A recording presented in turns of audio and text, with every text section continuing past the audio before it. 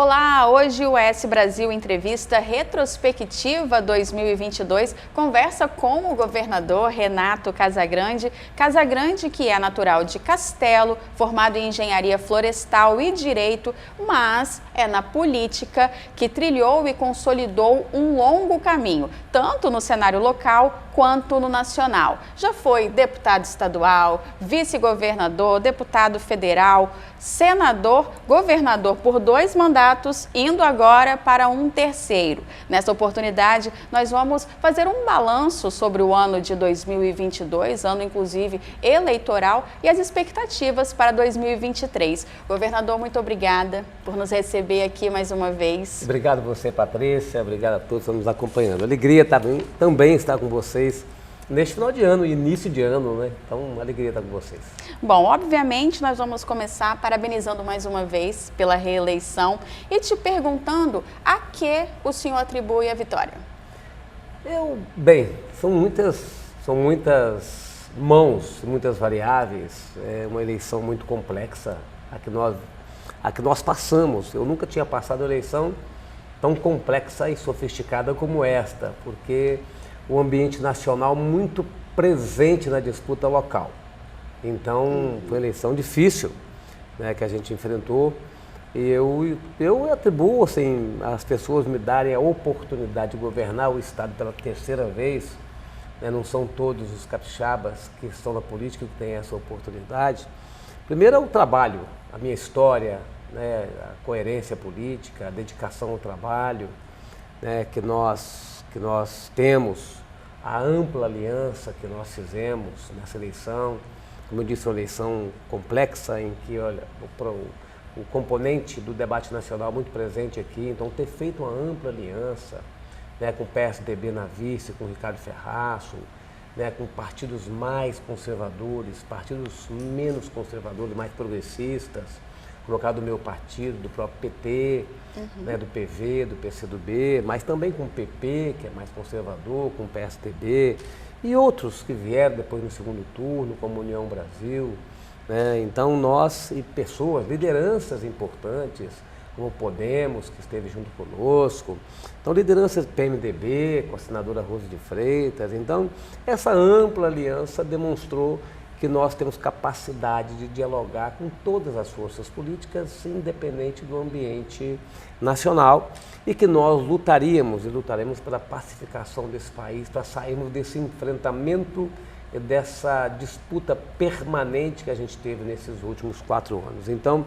acho que isso tudo, história, aliança ampla, proposta que a gente apresentou na campanha, isso tudo me fez, mais uma vez, conquistar a confiança da maioria da população capixaba. Então eu quero aproveitar este momento que você está me dando para agradecer. Muito obrigado. E eu vou honrar, né, essa confiança trabalhando. Eu saí do interior de Castelo, sou de uma comunidade rural do interior de Castelo, morei lá até os 10 anos de idade. Nunca imaginei ser político na minha vida. E a população me deu agora 3 vezes o direito de governar esse estado. Então, tem que ser grato à população e tem que ser, naturalmente, primeiramente, grato a Deus, né, pela oportunidade, porque eu gosto da minha atividade política, eu gosto de realizar as coisas, de enfrentar os desafios. Então, isso eu faço com leveza, sem sentir que é um fardo que eu carrego no dia a dia. Bom, e assim, aqui no Espírito Santo, tradicionalmente, a eleição para governador ela é decidida no primeiro turno. O que o senhor acha que aconteceu dessa vez? É essa polarização nacional, né? Você vê que foi a eleição mais disputada do Brasil. Depois da redemocratização, foi a eleição mais apertada que nós tivemos para a presidência da República, né? 2 milhões de votos de diferença. Então, assim, foi uma eleição muito apertada, nacional, interferiu aqui, né?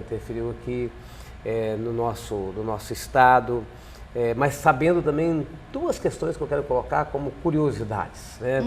A primeira foi o único local do Brasil onde o Bolsonaro é forte, que não conseguiu eleger o seu candidato vinculado diretamente na política, o 22 pelo 22, tá certo? Então, foi o único estado do Brasil onde o presidente Bolsonaro é forte, e ele é forte aqui, a gente tem que reconhecer isso, que não conseguiu eleger o seu candidato. Tá? Então, sabendo como é importante, como foi importante a nossa vitória, que foi o resultado do trabalho deste governo nosso, da minha vida, da aliança que eu fiz, é que me deu essa oportunidade de governar mais um mandato.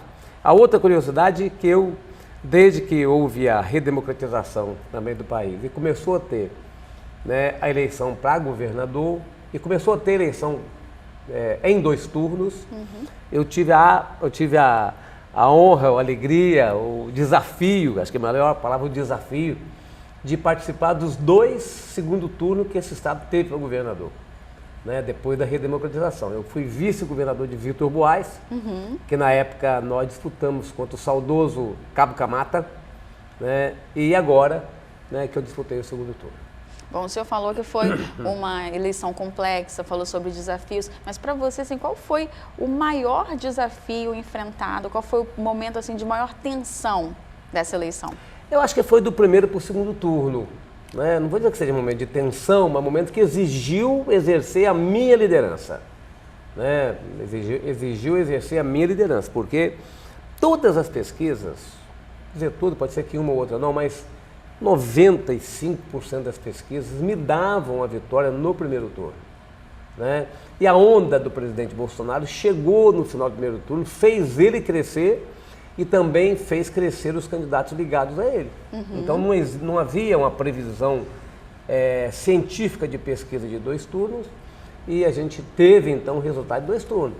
Então naquele dia à noite mesmo eu tive que ir para o comitê, né, animar a militância, tá certo? Então, assim, exigiu exercer o papel de líder naquele momento para poder reanimar as nossas lideranças, nossa militância, para poder enfrentar um mês de 2 turnos. Não foi um segundo turno curto, né? Um longo segundo turno. E acho que esse foi o momento mais desafiador, né, da campanha. E agora qual é a sua expectativa, né, para o próximo mandato, tendo o presidente Lula, que o senhor declarou apoio ao longo da campanha, qual fica a expectativa com essa mudança de cenário? A expectativa de diálogo mais próximo, né? Não que nós não tenhamos, que a gente não tenha diálogo com o presidente Jair Bolsonaro, com o presidente, que eu falo com a equipe do presidente, porque o presidente Jair Bolsonaro tem um estilo diferente de governar. Ele delega tudo aos ministros, então eu tive boa receptividade com os ministros, não estou aqui fazendo nenhuma reclamação. Mas o estilo do presidente Lula é diferente, então ele já vai reunir os governadores em janeiro, né, no início do ano. A gente tem uma relação mais histórica, né, mais antiga, com diversos ministros, tá certo, que vão ocupar funções, como por exemplo o Rui Costa, que vai ser o ministro da Casa Civil, eu sou governador com ele hoje, né? Você tem o Flávio Dino, ministro da Justiça, eu sou governador com ele não é governador mais, porque ele agora é senador eleito, mas fui governador com ele, né? O Zé Múcio, eu fui deputado federal com ele, né? Então a gente tem um conhecimento, né, de mais tempo, né, com essas pessoas, de convivência, que me permitirá conversar mais de perto sobre os interesses do Estado do Espírito Santo. E aqui no Estado, né, com relação ao secretariado, já foi definido quem fica, quem sai, quem entra, como é que vai ser? Já foi muito bem, sim. Ainda não estão todos colocados, mas já todos na minha cabeça, sim. Lógico que tem ainda conversas com partidos para eu fazer, né, que eu estou fazendo, conversas com liderança para eu fazer, que eu estou fazendo, mas nós já anunciamos alguns. O meu governo é um governo que será, o futuro governo será um governo renovado. Renovado significa que a gente vai manter uma boa base do governo, mas vamos trocar e mudar algumas peças do governo por necessidade de novas lideranças que chegam, novos aliados que chegam. Então, a gente quer que as pessoas compreendam que é um novo governo que vai aproveitar tudo de bom que a gente tem neste governo e é o governo mais bem avaliado do Brasil, é bom que a gente diga sempre isso, mas que terá que ter energia nova para a gente enfrentar os 4 anos como se fosse o primeiro ano do primeiro governo. A gente tem que compreender, eu estou assim, eu estou cheio de energia, né, para começar dia 1º de janeiro, né, como se tivesse no primeiro dia do primeiro governo, né, que eu comecei lá em 2011. Então, eu quero que toda a minha equipe, né, os que continuam e os que vão entrar, tenham essa compreensão clara, tá certo? Da necessidade da gente ter muita energia para a gente trabalhar para a população capixaba. Pensando nessa situação, né, de polarização, como é que fica o relacionamento com a bancada, tanto capixaba, com a bancada tanto estadual quanto com a bancada federal? Patrícia, eu tenho todo um esforço, né, para que a gente possa ter uma relação muito boa com a Assembleia Legislativa. Eu tenho relação com quase todos os deputados. Só não tenho relação com aqueles que não querem ter relação comigo e com aqueles que me desrespeitam. Mas com a grande maioria, com a quase totalidade, eu tenho relação. Então eu tenho plena convicção que nós vamos conseguir fazer uma nós vamos conseguir ter e construir uma boa convivência de interesse dos capixabas. Do mesmo jeito, eu também me relacionarei com os deputados federais, com os senadores, não tem impedimento de me relacionar com ninguém, desde que eles me respeitem. Eu respeitarei todos. Nunca ninguém me viu desrespeitando qualquer liderança. Eu não desrespeitarei, mas o respeito tem que ser uma via de mão dupla. Daqui para lá tem que ter o respeito, de lá para cá tem que ter o respeito. A grande maioria me respeita, então eu terei capacidade de me relacionar também bem, né, com quase todos os deputados federais, com os senadores da República, para a gente poder trabalhar também defendendo os interesses do Estado do Espírito Santo. Eu compreendo que um parlamentar, um governador, né, pode sim ter e deve ter, especialmente o parlamentar, uma forma de explicitar a sua posição política e ideológica de forma respeitosa, não pode ser desrespeitosa. Então, o respeito deve fazer parte das manifestações, elas podem ser manifestações divergentes ou coincidentes, mas precisam ser, especialmente quando são divergentes, manifestações respeitosas. É assim que eu vou lidar sempre que eu lidei com a bancada estadual e com a bancada federal. Bom, para o próximo governo nós temos uma mudança que é de vice, né, governador, a Jaqueline, que desempenhou um excelente trabalho, principalmente, né, fez vários trabalhos com relações políticas voltadas para as mulheres, né, contra a violência e tudo mais, e agora entra Ricardo Ferraz. Na prática, o que muda? Bem, estou levando prejuízo, né? Vai a Jaqueline e o Ricardo. Brincadeira com a Jaqueline e com o Ricardo, assim, 2 vices de extrema qualidade. Né? Jaqueline, eu brinco com a Jaqueline porque eu troquei uma mulher de vice por um homem, né? Então eu tomei um prejuízo, mas a Jaqueline é uma pessoa extraordinária, me ajuda, né? Me ajudou muito mesmo. Vai continuar me ajudando no próximo governo, especialmente na política das mulheres, vai continuar me ajudando no próximo governo. E o Ricardo, que já chega com toda a sua experiência. O Ricardo já foi deputado estadual, foi deputado federal, foi vice-governador, foi senador. É uma pessoa que conhece o ambiente político capixaba, conhece o ambiente político brasileiro, me ajudou na campanha, já está me ajudando na transição agora e vai me ajudar muito, muito no governo. Essa vai ser secretário de desenvolvimento, vai me ajudar a coordenar, né, o governo todo, mas em especial essa área do desenvolvimento. Bom, e assim, como é que foi governar esse ano de 2022? Porque nós tivemos um momento onde nós achamos que a pandemia, por exemplo, ela havia acabado, né? A gente voltamos com as nossas atividades normais, de repente a gente se depara com uma nova onda. Como é que foi governar esse ano? Bem,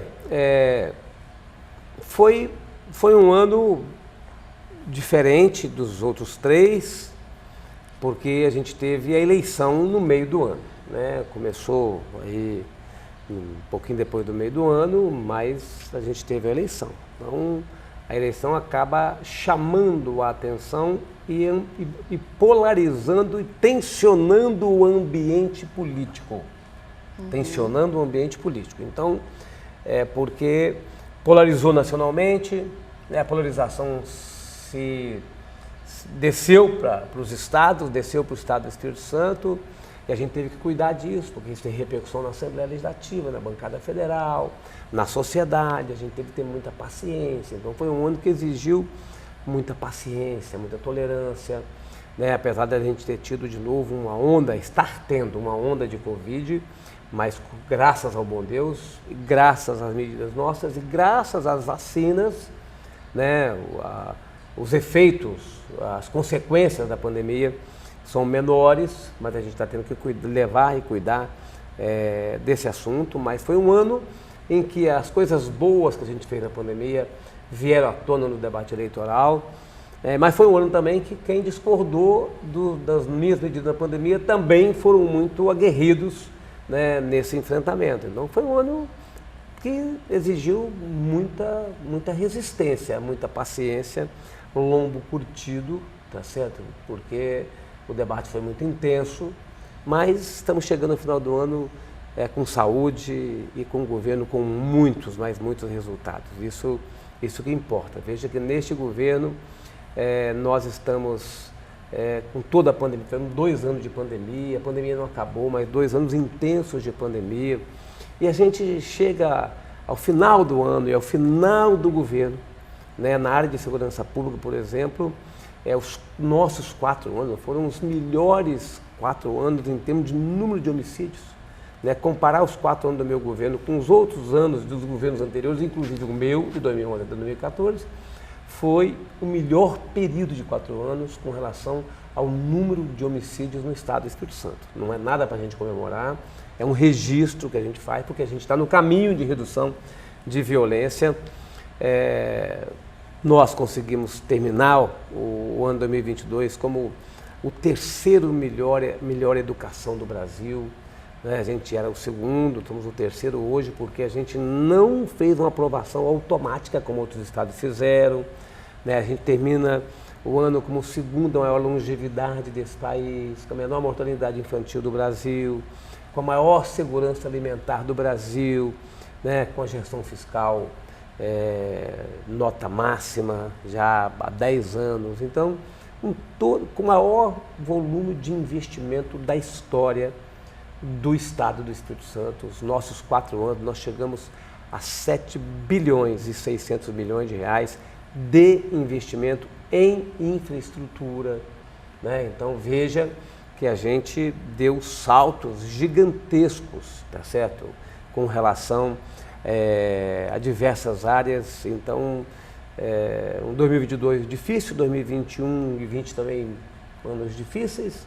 A gente em 2020 enfrentou chuvas, depois veio a pandemia, e eu sei que o inesperado sempre está para acontecer. O que importa é que a gente esteja com energia, com estado preparado, né, para a gente enfrentar o inesperado, para a gente enfrentar aquilo que pode acontecer de forma abrupta e surpreendente nas nossas vidas. Mas quando a gente coloca na balança, a sensação é de dever cumprido? Dever cumprido, mas sabendo que a gente tem muitas coisas para a gente cumprir ainda, mas dever cumprido, sim, a gente está aqui sabendo que teve resultado e que a gente vai continuar tendo resultado nos próximos 4 anos. O Estado hoje é um Estado respeitado no Brasil.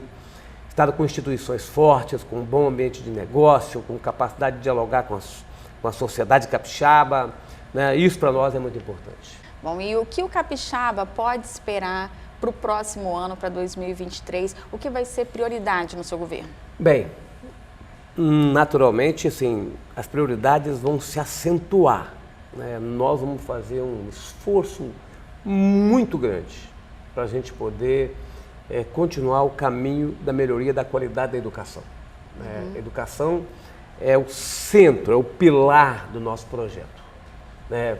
Tem sido agora e será cada vez mais nos próximos 4 anos. Pilar do nosso projeto. Nós compreendemos que a educação é o caminho para a gente poder ter um Estado mais justo, o caminho mais curto, ou além de ser o mais curto, é o único caminho que a gente tem.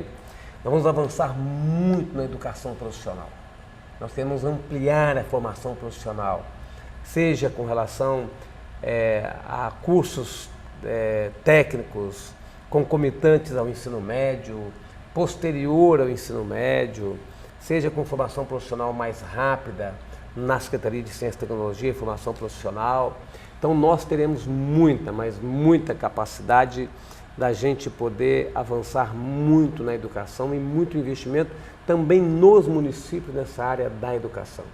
Nós vamos fazer muito investimento em inovação, né, para que nosso modelo de desenvolvimento ele possa se voltar cada vez mais para as empresas de alta tecnologia, para a gente poder produzir tecnologia e consumir tecnologia. Não sermos apenas um consumidor de tecnologia que são desenvolvidas fora do nosso estado. A gente quer também ser um grande fornecedor de soluções tecnológicas para o país e para o mundo. Vamos avançar muito na sustentabilidade, né? A gente precisa de preservar os recursos naturais, reduzir as emissões de carbono, né? Nós vamos concluir o plano de neutralidade de carbono, o programa estadual de mudanças climáticas. Então nós teremos, né, investimentos fortes em educação, inovação, sustentabilidade. Vamos divulgar muito o nosso estado na área do turismo. Esse estado é um estado que está preparado para receber turistas. Então nós vamos fazer divulgações, campanhas nacionais para divulgar o potencial e as rotas turísticas, como nós temos hoje, das montanhas, do mar. Então vamos divulgar esse estado, tá certo?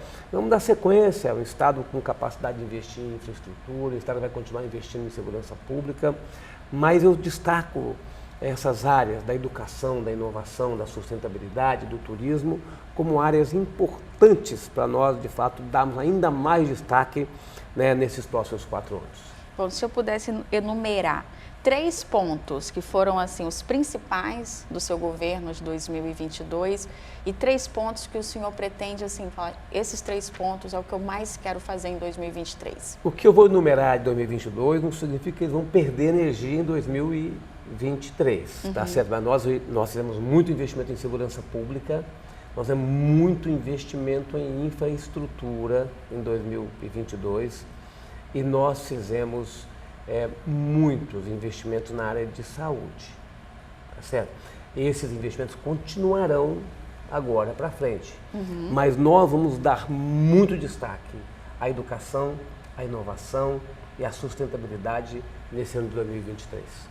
E qual assim uma proposta que o governo Casagrande definitivamente pretende colocar assim, para o Espírito Santo deslanchar?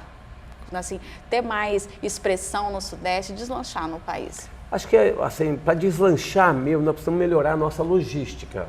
O estado é um estado pequeno, né? É um estado pequeno territorialmente, mas é pequeno em população, então nosso estado nunca será um grande centro consumidor.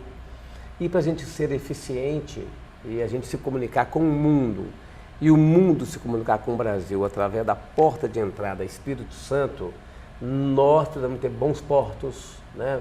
Boas rodovias, boas ferrovias, bons aeroportos, tá certo? Então isso que dará, né, dinamismo econômico cada vez maior ao estado do Espírito Santo. O estado já é um estado hoje dinâmico, mas nós queremos que ele seja mais dinâmico com esses investimentos em infraestrutura que são fundamentais para melhorar a nossa eficiência logística. Bom, e como que o governador e o cidadão Renato Casagrande finaliza 2022 e inicia 2023? Finalizo agradecendo a Deus, né, por me dar energia para tocar esse estado. Muito obrigado ao nosso Deus que tem me protegido, me orientado e tem me ajudado, né, a me dar as condições, né, para poder passar por eleição, ganhar a eleição, governar o estado, manter serenidade e agradecido à população capixaba que me deu mais uma oportunidade de governar esse estado. Continuo pedindo a Deus saúde e sabedoria, né, para a gente poder tocar os 4 anos. A gente tendo saúde e tendo fé em Deus, a gente vai em frente. A gente vai em frente, tá certo? Então, porque tem dia que a gente desanima, mas depois a gente anima, tá certo? Então, a gente vai, a vida da gente é assim. E do governador também não é diferente, né? Tem dia que você está mais animado, mais desanimado, mas se você tem fé em Deus e tem saúde, você tem muito mais momentos animados do que desanimados, né? Para nós tocar a nossa vida. E vejo 2023 com essa expectativa, com essa energia que a gente quer transmitir para a sociedade capixaba, com essa busca de uma cultura de paz. A gente tem que ter paz, a gente tem que ter capacidade de dialogar. Eu vejo que as pessoas assim se afastaram por nada uma das outras, por uma briga política, ideológica, que às vezes essa briga está longe da gente. Mas daqui o Estado, além dele ser um Estado que possa ser um bom Estado em políticas públicas, mas pode ser um bom Estado também que cultive a paz, né? Que a gente possa ter pessoas convivendo bem, dialogando bem, mesmo que pensem diferente, mas respeitosas umas com as outras. É isso que eu desejo, é isso que eu pratico, é isso que eu vou praticar em 2023. Bom, muito obrigada, governador, por ter recebido a nossa equipe aqui no final de ano. Desejo que 2023 seja um ano de muita saúde, como o senhor falou, que o senhor está cheio de energia, que essa energia fique o ano todo, né, que a gente veja aí muitos projetos, muitas coisas boas acontecendo. Muito obrigado, Patrícia. Bom ano para você, bom ano novo para você e para todos que estão nos acompanhando, que o ano de 2023 seja de fato com muito amor no nosso coração. Amém. Obrigado. E assim será. Bom, o ES Brasil Entrevista Retrospectiva 2021 fica por aqui, mas você pode assistir outras entrevistas como essa acessando o nosso canal no YouTube e também o nosso portal esbrasil.com.br.